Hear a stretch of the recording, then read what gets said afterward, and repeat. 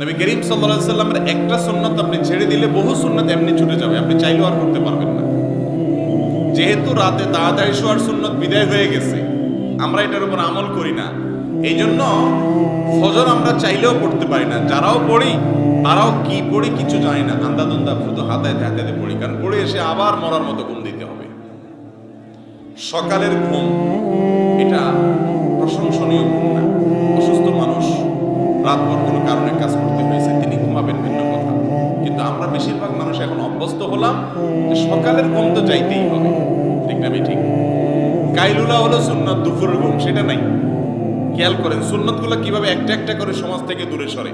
রাতে তাড়াতাড়ি শোয়া সুন্নাত সেটা নাই, সকালে জেগে থাকা সুন্নাত সেটাও নাই, আবার দুপুরে ঘুম সেটাও নেই, মানে সব উলট পালট। দুপুরে ঘুমানো সুন্নাত, তখন আমরা ধুমসে কাজ করি, আর সকালে জেগে থাকা সুন্নাত, তখন আমরা ধুমসে ঘুমাই। সন্ধ্যায় তাড়াতাড়ি ঘুমাইতে হবে, তখন আমরা জেগে থাকি। ভোরে তাড়াতাড়ি উঠতে হবে, তখন আমরা ঘুমাই থাকি। পুরো লাইফস্টাইলটাকে শয়তান এমন ভাবে করেছে যে কোনোভাবে যেন জান্নাতে আমরা যেতে না পারি।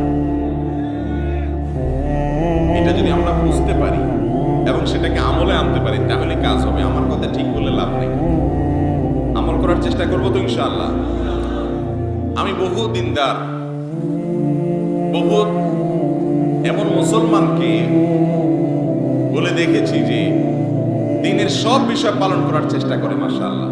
5 ওয়াক্ত সালাত আদায় করেন, হালাল হারাম বাজ বিচার করে চলেন, অন্য সব আমল করতে পারে, কিন্তু রাতে তাড়াতাড়ি শোয়ার আমলটা এটা বড় চ্যালেঞ্জিং আমল। অনেক নেক মানুষও পারে না।